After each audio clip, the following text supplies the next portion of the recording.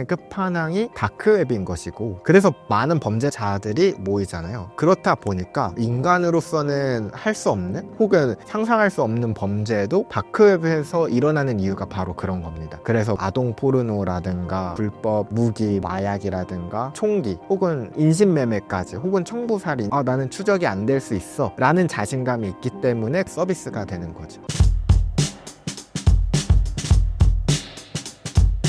안녕하세요. 저는 화이트 해커로 활동하고 있고 유튜브에서도 해킹과 관련된 컨텐츠를 만들고 있는 노말틱이라고 합니다. 현재 SK텔레콤의 해킹은 심각성이 어느 정도인가요? 일단 이 SKT에서 이번에 유출됐던 내용들을 보면은 유심과 관련된 정보들인 거잖아요. 사실 유심 정보 그 자체라고 생각해도 되는데, 통신 역사 이래 유심 정보가 이렇게 대규모로 유출된 거는 전무후무하다 보니까 좀 상징적이기도 하고 굉장히 심각한 상황이긴 합니다. 지금 발생 원인을 SKT에서 조사 중인데, 사실 그 결과가 빨리 나와야 이제 사람들이 안심을 할 텐데 그 결과가 아직 안 나왔기 때문에 저희도 다 기다리고 있고 그 정보보안 전문가들 또한 궁금해하고 있습니다. 그래서 이런 거 아니야 저런 거 아니야 그냥 온갖 상상만 있는 거죠.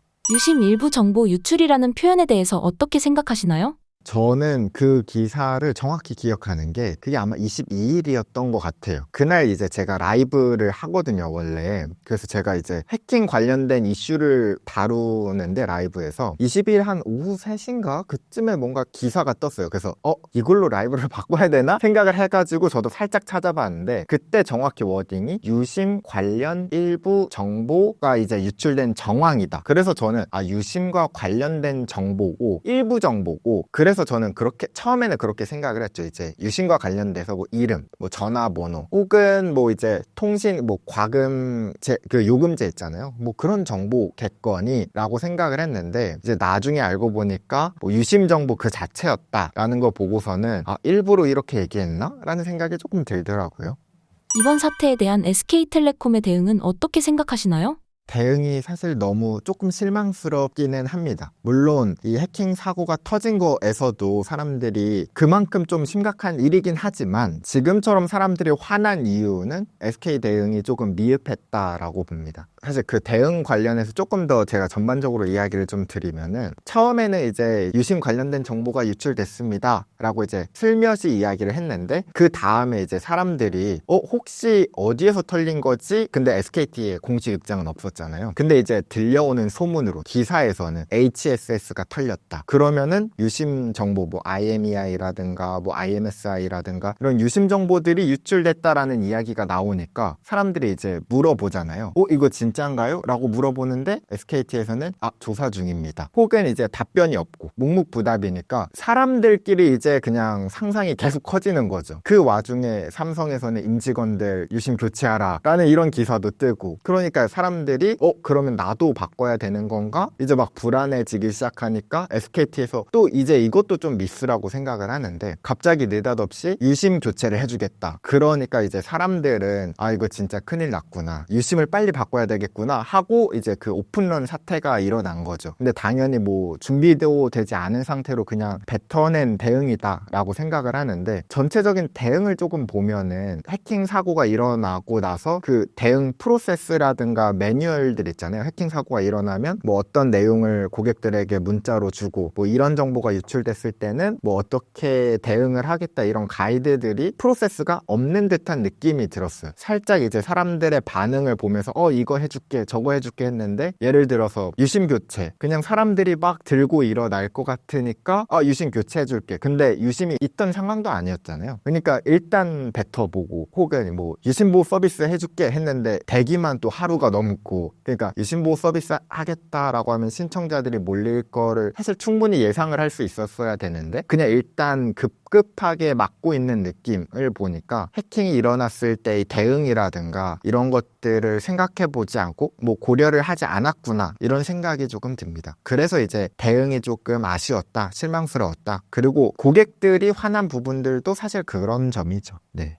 IMSI, ICCID 인증키가 무엇이며 유출될 시 어떤 일이 생기나요? 네, 지금 그 유출되었던 내용들을 보면은 유심 정보예요. 이 유심이라는 건 핸드폰 안에 들어가는 거고, 쉽게 말하면 우리가 전화번호 그 자체라고 생각을 하시면 됩니다. 그래서 심을 이용해서 우리가 전화번호를 등록하고 전화를 걸고 받고 문자를 보내고 받고 이런 것들을 할 수 있는데, 이제 유출된 정보들을 이용해서 똑같은 심을 만들 수 있다는 거예요. 그러면은 이제 해커가 그 사람의 번호로 전화를 걸고 받고 문자를 보내고 받고를 할 수 있는 겁니다. 근데 여기에서 조금 이제 과하게 사람들이 이제 걱정하는 부분이, 아, 내가 이걸 털리면은 핸드폰 자체가 털리는구나 라고 조금 오해를 하시는 분들이 계신데, 사실 그것까지는 아닙니다. 뭐 예를 들어서 핸드폰 카메라가 그냥 갑자기 켜지거나 아니면 핸드폰 안에 있는 사진들이 그냥 갑자기 유출되거나 그러진 않고요. 딱 이제 해커가 전화를 걸고 받고 문자를 보내고 받고 딱 여기까지입니다. 그럼 여기까지만 들으면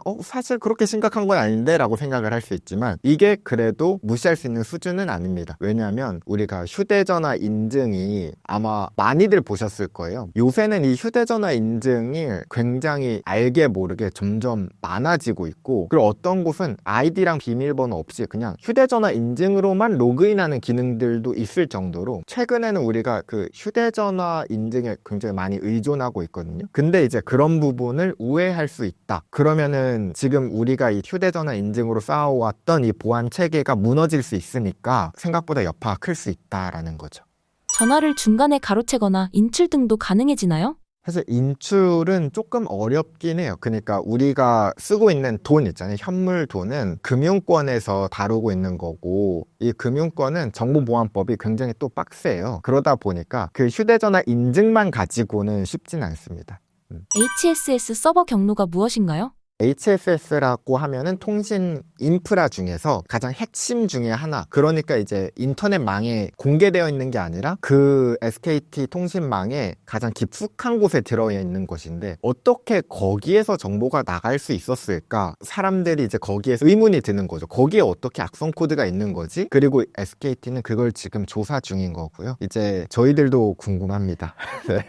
단순히 유심 교체를 하면 해킹의 위협에서 벗어날 수 있나요? 네, 지금 가장 우려하고 있는 게 심복제 공격이라고 해서 심클로닝 공격이거든요. 유출된 정보를 이용해서 심을 똑같이 만들면 그 사람의 번호로 이용할 수 있다라고 이야기를 드렸잖아요. 그래서 그걸 막기 위한 것으로 가장 근본적인 건 유심을 바꿔버리는 거예요. 예를 들어서 우리가 유심을 이용하면 통신망에 들어가잖아요. 거기에 사용되는 아이디와 비밀번호, 그게 IMSI와 KI라는 인증키 값이거든요. 근데 이게 지금 유출됐다라는 거는 이론적으로는 똑같은 유심 칩을 만들 수 있다라는 겁니다. 근데 이제 그 똑같은 심을 아이디와 비밀번호가 유출되면 저희가 어떻게 하죠? 비밀번호를 바꿔야겠죠? 근데 이제 그 비밀번호를 못 바꿔요, 유심은. 그러니까 계정을 새로 파는 게 가장 근본적인 방법인 거고, SKT에서는 그만한 유심이 아직 없기 때문에 현실적으로 그걸 싹 다 지금 당장 바꾸긴 힘들잖아요. 그래서 2차적인 대응으로 유심 보호 서비스나 혹은 그 FDS라고 그 SKT가 우리가 이상한 징후들을 미리 포착해가지고 그런 걸 막겠습니다 라고 이야기를 하는 겁니다. 이제 유심보호 서비스를 하면 안전하다라고 이야기를 하는데, 어느 조건에서는 안전한 건 맞습니다. 그러니까 똑같은 복제 심을 이용했을 때 통신 네트워크망에 이제 기존 사용자가 이용하고 있으면 해커가 똑같이 들어갈 수 있어야겠죠. 근데 이제 그 상황에서 다른 핸드폰에 유심을 끼면 이거를 막겠다라는 거거든요. 그걸 어떻게 막냐? 핸드폰 기기에는 고유 값이 있어요. 그게 IMEI라는 값이거든요. 그 IMEI 값을 통신사가 가지고 있는 거고, 유심을 이용해서 통신망 네트워크에 들어올 때마다 그걸 체크를 해요. 그러니까 해커가 똑같은 심을 만들어서 딱 핸드폰에 꽂았을 때 이 IMEI 값이 다르니까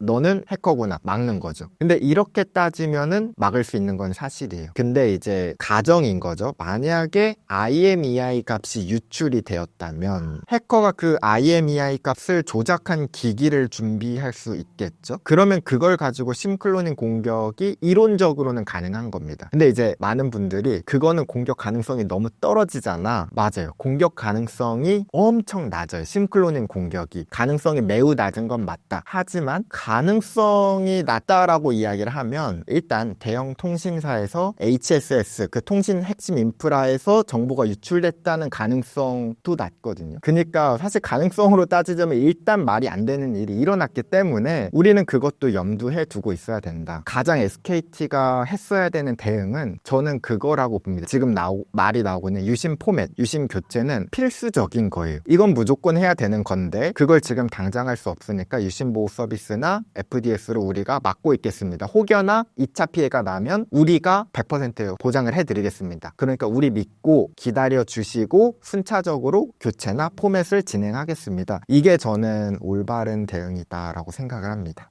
다른 통신사도 해킹에 노출될 가능성이 있다고 보시나요? SKT만 공격을 당했을 리는 없을 수도 있어요. 그러니까 이제 가능성은 언제나 있다라는 거고 아마 LG유플러스나 KT도 똑같이 아마 지금 이 시기에 혹시나 이제 본인들도 당했는지 아마 자체적으로 검수하고 있을 거고 확인하고 있을 겁니다. 네. 해커님은 어느 통신사를 사용하시나요?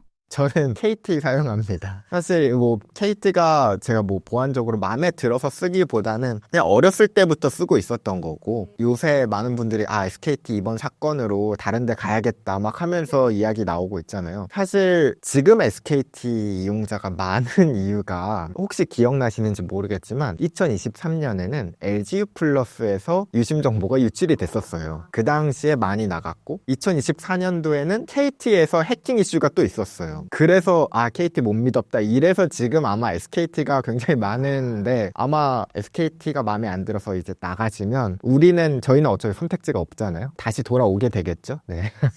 알뜰폰은 무엇이며 어떻게 대처해야 하나요? 그것까지는 아마 잘 모르겠어요. 아마 조사 결과가 나와봐야 알 것 같습니다. 사실 알뜰폰이 다른 통신사가 아니라 알뜰폰이 크게 SKT, KT 그리고 LG유플러스 아래에 있는 네트워크를 같이 쓰는 겁니다. SK텔레콤 이용자분들께 한 말씀 해주신다면요? 지금 SKT 이용자분들이 이제 많이 불안한 건 맞는 것 같아요. 근데 이거는 제가 불안하지 마세요. 뭐 그거 호들갑입니다. 이러면 안 된다고 저는 생각을 하고 이용자 당사자인 거니까 가능성이 아예 없다는 건 아니고 근데 그렇게까지 불안하지는 뭐 제가 보장은 못 해드리겠지만 일단은 SKT가 유심 보호 서비스랑 FDS 뭐 열심히 하겠다고 하니까 이제 그거 믿고 유심 교체는 무조건 해야 되는 건 맞고 이제 유심이 확보될 때까지 기다리는 거 그거 말고 는 없다고 봅니다. 만약에 너무 불안하다 그러면 지금은 뭐 통신사를 이동해도 그것도 방법인 거고 본인이 불안하다면 네. 다크웹이 왜 위험하고 접속하면 어떤 일이 생기나요?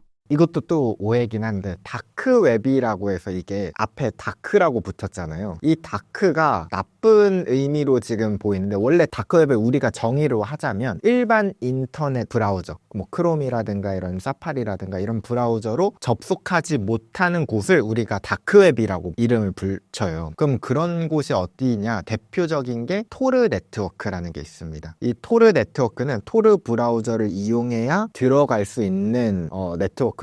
다크웹의 대표적인 토르 네트워크를 이용하자면 이 토르가 1990년대에 아마 미국 해군에서 개발을 시작을 했어요. 그 당시는 이제 인터넷 보안이 그렇게 크지 않았을 때니까 인터넷을 이용해서 이제 우리가 시스템을 만들려고 하는데 누가 옆에서 도청을 하거나 이러면은 안 되잖아요. 그래서 이거를 좀 더 안전하게 만들자. 그래서 시작한 게 그 토르 프로젝트인데 그게 2000년 초반에 이제 대중들한테 그냥 쭉 공개를 한 거죠. 왜냐면 우리만 쓰는 것도 좀 이상하잖아요. 그러니까 우리만 쓰면은 오히려 더 티가 나요. 많은 사람들이 쓰고 거기에 우리가 섞여 있어야 더 편하니까. 그래서 공개가 됐는데 이 토르 네트워크의 특징이 뭐냐면 토르가 오니온이라는 뜻이거든요. 그래서 로고를 보면 양파예요. 데이터를 보낼 때 양파처럼 보냅니다. 진짜로. 그래서 데이터를 목적지까지 보낼 때 경로를 먼저 설정을 해요. 이 토르 네트워크에 접속을 시작하면 크게 이제 A 지점, B 지점, C 지점을 경유해서 목적지에 가라. 이걸 설정한 다음에 A 지점, B 지점, C 지점만 해독할 수 있는 암호화 키를 먼저 딱 받아요. 그리고 이걸 가지고 암호화를 3겹을 합니다. 원래 데이터가 있으면 암호화를 1번, 2번, 3번을 해서 전달을 하는 거예요. 처음에 A로 보내면 처음 겉대기를 A만 암호를 해독할 수 있게 해요. 그럼 얘가 A를 해독해요. 그러면 나는 B로 보내면 되겠네. B로 보냅니다. B만 해독할 수 있는 걸로 또 한꺼풀 벗깁니다. 그리고 보내. C도 한꺼풀 벗기고 목적지로 도착을 하는 거예요. 되는 거예요. 그러면 이제 중간에 누가 이 데이터를 봐도 세 겹으로 암호화가 되어 있고, 게다가 목적지도 찾을 수가 없죠. IP 주소도 사실 A, B, C 이렇게 돌아가기 때문에, 그렇기 때문에 추적도 힘들고 중간에 뭐 도청도 힘들고 그렇게 돌아가는 게 이제 토르 네트워크입니다. 그래서 이 토르 네트워크로 이용할 수 있는 게 이제 다크웹이거든요. 그래서 이 다크웹의 가장 장점이 추적이 힘들다, 익명을 지킬 수 있다, 뭐 이런 것들이에요. 그래서 익명을 원하는 사람들이 많이 몰리죠. 뭐 정치나 아니면 뭐 언론 이런 하시는 분들도 많이 모이고요. 그리고 범죄자들. 근데 이제 비중이 범죄자들이 많고, 그리고 사람들이 보기에 좀 자극적인 것들을 쉽게 보잖아요. 그러니까 이름이 그냥 다크가 돼버린 겁니다. 브랜딩 자체가 다크웹이 돼버린 거예요. 그래서 어떻게 보면 토르 네트워크 개발하신 분이 조금 억울하죠. 이제 나는 안전하게 만들었는데 나는 졸지에 다크웹의 아버지가 돼버린 느낌이니까. 그래서 이제 다크웹이 원래는 범죄자들의 소굴이 아니었다, 그런 데서 시작이 된 거고요. 그래서 다크웹을 들어가면 위험하냐 라고 이제 처음 질문을 주셨는데, 많은 분들이 그런 오해를 해요. 다크웹 사이트도 그냥 똑같은 사이트들입니다. 하지만 범죄자들이 많기 때문에 거기에서 좀 혐오스러운 사진이나 이런 것들이 있을 수 있으니까 거기가 조금 기괴하고 뭐 이런 소문이 나 있을 뿐이지 그냥 똑같은 인터넷 사이트입니다. 다크웹에 있는 범죄 사이트는 추적이 안 되나요? 추적이 굉장히 힘듭니다. 이거는 이 추적이 힘들다는 걸 직접 느껴볼 수 있는 방법 중에 하나가 토르 브라우저를 다운로드해서 한번 써보는 거예요. 그러면 굉장히 느려요. 제가 아까 어떻게 돌아가는지 설명드렸잖아요. 암호화를 하고 그걸 세 군데를 보내기 때문에 세 군데에서 또 해독하는 작업도 필요하고, 이걸 왔다 갔다 하려면 한국인 성격에는 이용 못합니다. 그거 진짜로. 뭐 동영상 유튜브 이런 건 엄두도 못 내고. 그래서 그만큼 익명을 위해서 이제 만들어진 네트워크이다 보니까 거기에서 운영하고 있는 다크웹 서비스들도 추적이 힘들어요. 그래서 그런 추적을 하려면은 좀 여러 가지 기법들을 사용하죠. 네. KS 한국 고용정보에서 일어난 유출 사건은 어떤 상황인가요? KS 고용정보원에서 일하고 있었던 뭐 임직원들의 정보들이, 인사 관련된 파일들이 유출이 된 거죠. 그리고 다크웹에서 올라와서 거래가 되고 있던 겁니다. 그것까지 이제 밝혀진 거죠. 근데 이게 SKT 사건이 크게 터져서 사람들이 이제 그 이후에 일어나는 해킹 사건들에 대해서 민감도가 굉장히 커진 것 같아요. 물론 저는 정말 긍정적인 거라고 봅니다. 근데 제 입장에서 보면은 사실 늘 있었던 일이어서 이번에는 왜 이렇게 사람들이 이거에 반응을 하지? 라는 생각이 들더라고요. 2024년도에 혹시 대학생들 23만 건, 18만 건 개인정보 유출된 거는 기억나시나요? 모르시죠? 네, 저는 유튜브 채널을 운영하면서 이런 해킹 사건 사고들을 지금 한 2, 3년 동안 계속 라이브나 영상으로도 다뤄왔었는데 늘 있었던 일이었다. 근데 이번에는 SKT 사건 때문인지는 모르겠지만 작은 해킹 사건에도 사람들이 이거 진짜 큰일 난 거다, 다뤄주세요 라고 이야기를 하는데, 사실 평소 같았으면은 제가 아마 유튜브 주제로 다루지 않을 정도? 그러니까 다크웹에서는 그런 일들이 조금 흔합니다. 개인정보 유출된 사건들을 거래하고 이런 사고팔고 이런 것들이 빈번해요. 고객 정보를 이용해가지고 어디에 활용하는지는 또 다른데, 크리덴셜 스토핑 공격이라는 거에도 활용을 합니다. 이 크리덴셜 스토핑이라는 건 뭐냐면, 아이디랑 만약에 비밀번호가 유출이 됐어요. 그거를 이제 다크웹에서 누가 샀어요. 그럼 이 아이디와 비밀번호를 가지고 다른 데도 들어가 보는 겁니다. 구글도 들어가 보고, 네이버도 들어가 보고, 페이스북도 들어가 보고, 인스타도 들어가 보고, 그러면 대부분 아이디랑 비밀번호를 똑같은 세트로 쓴단 말이에요. 그래서 로그인이 되는 경우를 우리는 이제 크리덴셜 스토핑 기법이다라고 이야기를 하거든요. 그런데 활용을 하거나 혹은 개인정보를 가지고 있으면 피싱 공격에 정말 효과적입니다. 보이스 피싱이나 뭐 이런 전화를 하면 진짜 이름만 알아도 누구누구시죠? 하면은 맞는데요? 이거 어떻게 알지? 뭔가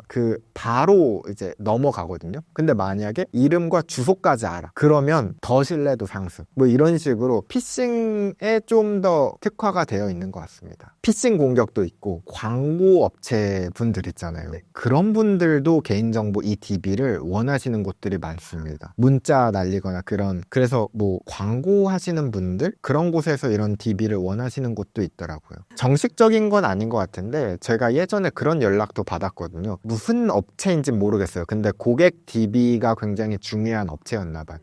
그 불법 도박 사이트 이런 데에서는 이 고객 정보, 이 개인 정보가 굉장히 중요하죠. 왜냐면 뭐 불법 도박 사이트 홍보를, 더 많은 개인 정보를 알고 있어야 또 뿌릴 수 있을 거잖아요. 네.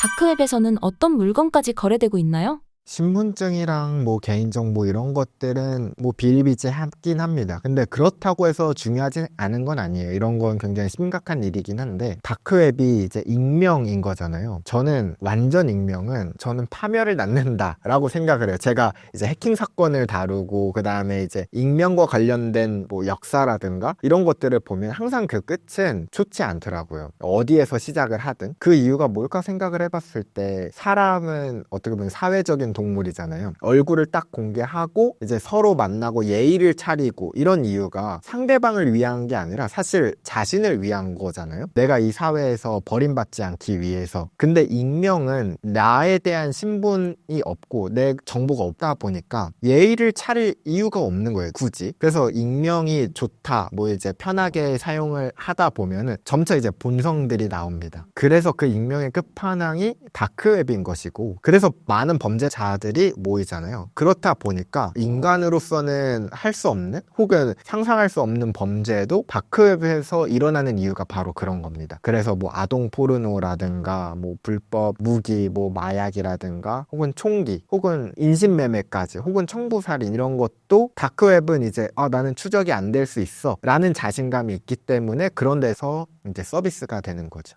유심과 신분증 정보까지 있으면 나를 복제하는 범죄가 가능해지나요? 실제로 그런 사례들을 제가 들었거든요. 조금 심각한 케이스가 무엇이었냐면, 갑자기 자고 일어났는데 대출 통장이 뚫리고서는 대출 금액이 5천만 원 막 1억인가 이렇게 당한 거예요. 근데 자고 일어났는데 아무것도 안 했는데, 링크도 클릭 안 했고 아무것도 안 했는데 이게 어떻게 된 일인가? 그럴 수 있습니다. 시나리오가 어떻게 되냐면, 만약에 내가 예시입니다. 이거는 뭐 네이버라든가 구글에 사용하고 있던 아이디랑 비밀번호가 다른 사이트에서도 쓰고 있었는데, 만약에 그게 유출이 되었다. 그러면 아까 제가 크리덴셜 스토핑이라고 이걸 다른 데에서도 써본다고 했잖아요. 네이버나 뭐 구글이나 이런 데 들어가 봤는데 2차 인증이 없었어요. 해커가 들어갈 수 있었겠죠? 근데 하필 그분이 안드로이드 폰을 쓰고 있었는데, 안드로이드에서 기본 기능이 사진을 자동으로 네이버 클라우드에다가 백업하는 기능이 있었나 봐요. 그래서 그동안 찍었던 사진들이 네이버 클라우드에 다 들어가 있었던 거예요. 해커가 클라우드에 들어갔더니 신분증이 있었던 거예요. 그래서 그 신분증 정보를 이용해서, 요새 이제 코로나 시기를 지나오면서 비대면이 굉장히 많아졌잖아요. 신분증 하나로 그것까지 가능하죠. 그 외에 이제 필요한 개인정보들은 당연히 그 네이버 클라우드 안에 있었을 것이고, 그래서 그분이 그 신분증 정보가 유출돼서 그걸로 대출 통장 개설이 되고 금전적인 피해를 결과적으로는 보게 된 사례도 있었습니다. 그거는 잡기가 쉽지 않죠. 해킹은 정말 그 예방하는 게 가장 중요한 거고, 정말 안타까운 사례예요. 해킹을 당하고 나서 정말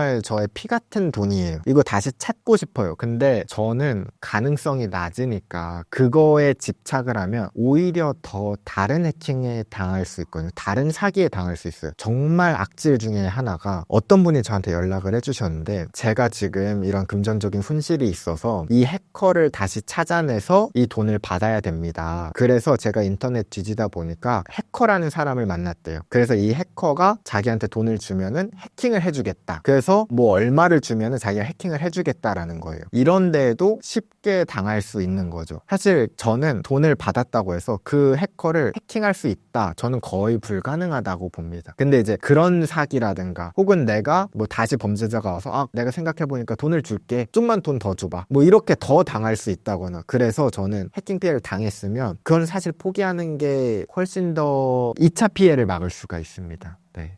다크웹에서 내 개인정보가 유출되고 있는지 확인하는 방법이 있나요? 그런 서비스들이 있긴 해요. 구글에서도 하고 있고, 이 다크웹 모니터링 서비스라고 해서 내 개인정보가 지금 다크웹에 지금 떠들고 있는지 주기적으로 모니터링하는 서비스가 있는데, 그런 것만으로도 좀 충분할 것 같고요. 개인적으로 내가 뭐 다크웹에 직접 들어가면서 찾아보겠다, 이건 조금 쉽지 않겠죠? 네. 앞으로 SK텔레콤과 같은 해킹 사건이 더 일어날 것이라고 보시나요?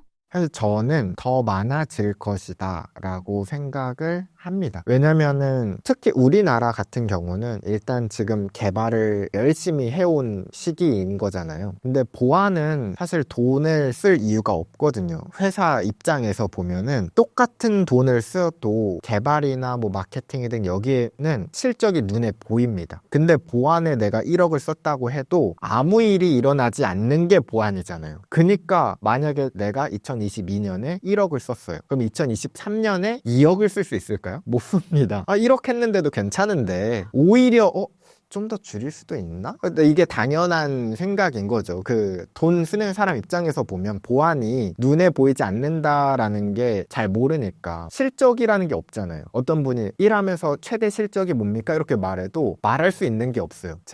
아무 일이 일어나지 않은 게 제 최대 실적입니다 라고 이야기를 하는 건데, 뭐 개발 같은 경우는 제가 뭘 만들었습니다 이런 걸 말할 수 있잖아요. 그러다 보니까 지금 우리나라는 보안 의식이 조금 부족한 면이 있죠. 그래서 저는 앞으로 아마 더 이런 사건들이 더 커질 것 같고, 이게 진짜로 해킹을 당하면은 내가 지금까지 쌓아왔던 것들이 이제 무너질 수도 있겠구나 라는 걸 경영자들이, 돈을 쓰는 사람들이 이해를 해야 돈을 쓸 수 있을 겁니다. 그렇지 않으면은 뭐 당연한 거겠죠. 돈을 안 쓰겠죠. 네. 그래서 저는 지금까지는 좀 그게 부족했다 보고, 그런 상태이니까 아마 앞으로 더 많이 일어나지 않을까라는 생각을 합니다. 무료 공유 와이파이로도 해킹이 된다는 것이 사실인가요? 네, 이 말이 굉장히 하기 어렵거든요. 그 어려운 부분이 무엇이냐면, 이게 위험하다고 하면 이게 100%라는 건 없어요. 그러다 보니까 위험합니다 라고 하면 이게 사람들은 또 그렇게 받아들입니다. 와이파이를 쓰면 안 된다, 와이파이를 쓰면 털린다, 이렇게 그냥 극과 극으로 가버리시는데 그건 또 아닙니다. 하지만 위험할 수는 있어요. 이게 어떤 상황이냐면, 공용 와이파이는, 와이파이를 쓴다라는 거는 인터넷을 쓰기 위해서 와이파이가 만든 자체 네트워크에 일단 저희가 들어가는 거예요. 근데 공용이고 카페고 이러다 보면은 누구든지 쉽게 들어올 수 있잖아요. 그 사람들 중에서는 해커도 있을 수 있다는 겁니다. 그러면 해커와 같은 네트워크망에 있다라는 거는 위험한 건 맞아요. 그러니까 해커가 직접 그 같은 네트워크망에 있다면 데이터를 보낼 수 있거든요, 직접. 근데 이제 그렇게 되면 위험한 건 맞다. 혹은 그 네트워크에서 만약에 인터넷을 할 때 어느 사이트에 들어가거나 아이디랑 비밀번호 뭐 이런 어떤 데이터를 보내는지 이런 것들을 열람할 수 있습니다. 볼 수가 있어요. 그러면 위험한 건 맞죠. 하지만 그게 무조건 위험한 게 아니라 어떤 조건에 의했을 때만 위험합니다. 예를 들어서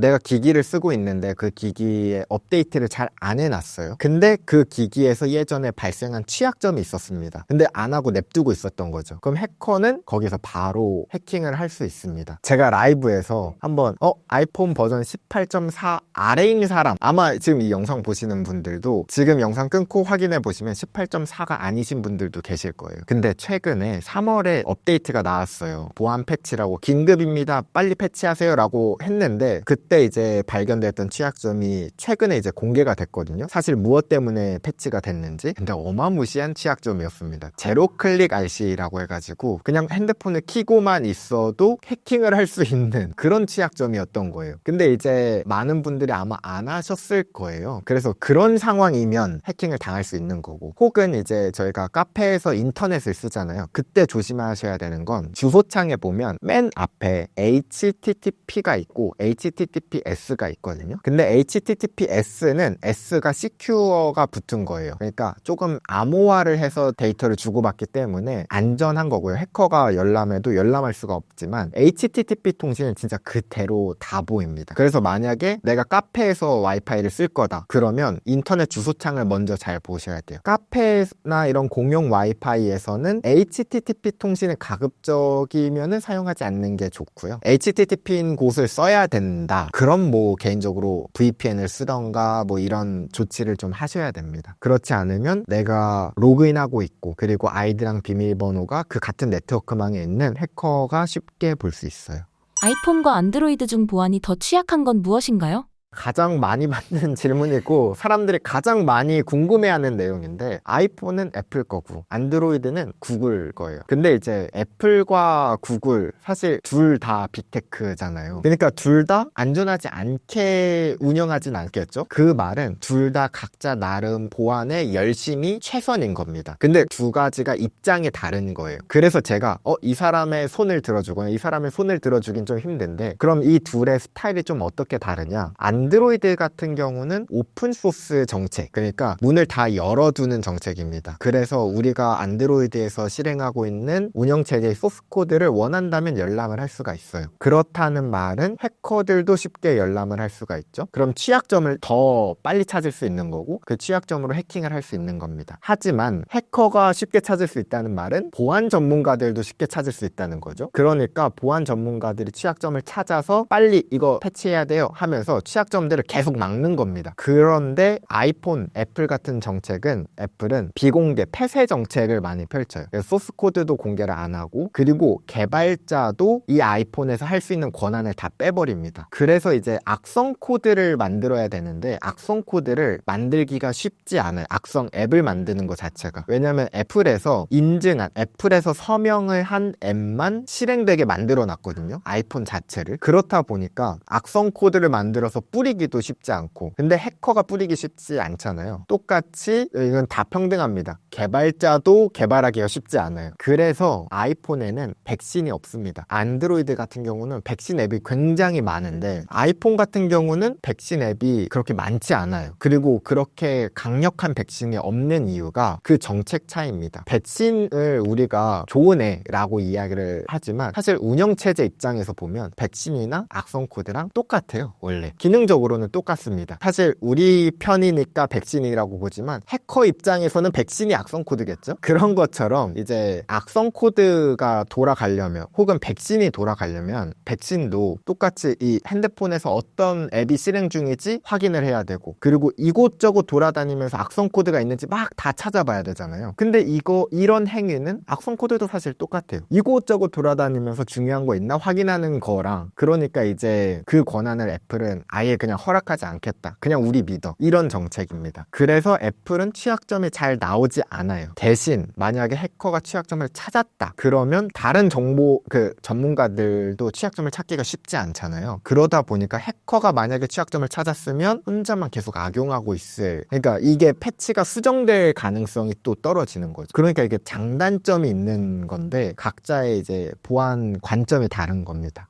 문자 카카오톡으로 오는 피싱의 대화만 해도 해킹을 당할 수 있나요? 보안에서는 사실 100%라는 말을 쉽게 잘 못해요. 왜냐면 아주 낮은 가능성 1%의 해킹 공격을 대응하기 위한 일인 거잖아요. 그러다 보니까 이거 하면 무조건 막을 수 있다. 이거 하면은 해킹 전혀 없을 거다라는 말을 전혀 못 하거든요. 그런 말과 비슷하게 많은 분들이 저한테 저 방금 어떤 문자 받았는데 링크를 클릭했어요. 해킹 당했나요? 라고 물어보면 사실 링크를 클릭만 해도 해킹을 당할 가능성은 별로 없어요. 가능성이 매우 낮습니다. 하지만 없다라고는 말을 못해요. 그러니까 운영체제나 혹은 브라우저에 취약점이 존재해서 링크만 클릭해도 해킹이 일어날 수 있는 저는 알지 못하지만 다른 사람들은 알지 못하는 해커만 알고 있는 취약점이 있을 수도 있는 거잖아요. 그러니까 가능성은 낮다라고 정리를 할 수 있고 그럼 가능성이 낮은데 왜 조심하라 라고 이야기를 하냐면 저희가 이제 습관이라는 게 있잖아요. 이제 링크 클릭하는 거에 대해서 뭐 경각심 없이 그냥 클릭을 하면 클릭하는 것만으로 해킹당하는 일은 별로 없겠지만 클릭한 이후에 그냥 거의 무의식적으로 나오는 행동들이 있어요. 클릭했는데 로그인 화면이 떴다. 거의 그 파블로스의 개처럼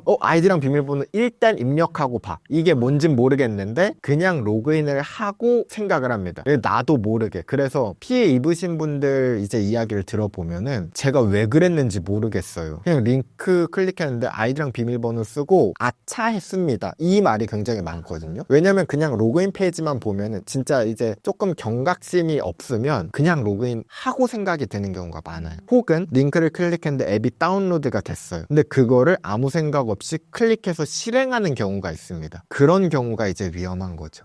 핸드폰 해킹과 관련된 범죄 사례가 있나요? 그런 범죄 사례를 제가 직접 본 적은 없는데요. 최근에 나온 영화 폰을 떨어뜨릴 뿐인데인가? 뭐 그 영화가 있는데 그 영화는 실제로 일어날 수 있을 법한 일인 것 같아요. 그래서 저는 이제 보통 예전의 영화 같은 경우는 뭐 띠리릭 해킹 끝 이렇게 끝나버리는데 거기에서는 실제로 그럴 수 있을 만한 시나리오더라고요. 예를 들어 핸드폰을 수리점에 맡겨요. 근데 수리점에 맡기는데 거기에 비밀번호를 쓰게 되어 있거든요. 그래서 그 핸드폰에 비밀번호를 준다는 거 혹은 패턴 사건 정보를 준다는 건 이 핸드폰 이용자랑 똑같은 권한인 거거든요. 그렇기 때문에 그 핸드폰에다가 내가 어떤 앱을 설치할 수도 있는 거고 핸드폰 운영체제를 뭐 개조할 수도 있는 거고 그렇기 때문에 위험한 시나리오는 맞죠. 제가 해킹 피해 사례를 많이 받고 있긴 하는데 그러니까 연락을 주세요. 근데 제가 그 피해를 상담해 본 적은 없어요. 왜냐면 제가 이제 일단 시간적인 여유도 있긴 하지만 피해 상담을 받았을 때 제가 해드릴 수 있는 게 거의 없거든요. 해킹이라는 게 막는 게 가장 중요하거든요. 근데 이제 많은 분들이 저를 알게 되는 계기가 해킹을 당하고 나서 연락을 주시더라고요. 근데 정말 안타까운 건 해킹 당하기 전에 저를 알아서 예방을 할 수 있었으면 좋았겠지만 당하고 나서 오시면은 해킹은 우리가 아프다고 해서 병원 가가지고 치료받고 이런 개념이 아니라 지금 털린 건 털린 거고 그 다음 안 털리게 대응은 할 수 있습니다. 근데 이제 그 털린 거를 회수는 못 한다는 거죠. 예를 들어서 해커가 그 사람의 핸드폰에 있는 사진들을 가져갔어요. 민감한 사진이에요. 어쩔 수가 없습니다. 뭐 해커 컴퓨터에 저희가 들어가가지고 그걸 삭제했다. 얘가 백업을 안 했을까? 라는 것도 있고 그러니까 그 이후에 유출을 막는 게 전부인 거지. 근데 보통 이제 피해를 당하신 분들은 복구를 하길 원하더라고요. 뭐 계정을 다시 찾거나 아니면은 뭐 사진을 없애거나 아니면 내가 사기당한 피해 금액을 되돌려 오거나. 그래서 어떤 분들은 제가 어떤 사이트에서 어떤 금전적인 손실을 당했는데 저 사이트를 해킹해서 이 돈을 찾아와 주세요 라고 이제 요청을 하시는 분들도 계세요. 근데 그게 조금 오해인 게 이 사이트에 돈이 있는 건 아니거든요. 이 사이트에 1,000만 원이라고 적혀 있더라도 이건 그냥 숫자일 뿐입니다. 그냥 보여주고 있는 거고 진짜 돈은 계좌에 들어가 있겠죠. 혹은 뭐 비트코인 지갑에 들어 있겠고 근데 그 지갑이 그 서버에 있진 않을 거다라는 거죠. 그래서 이제 그런 분들이 피해 당했다라고 요청이 와도 제가 상담을 잘 안 하는 이유가 저한테 그래도 기대하는 게 있어서 상담을 하셨을 텐데 정말 안타까운 게 해드릴 게 없습니다. 네.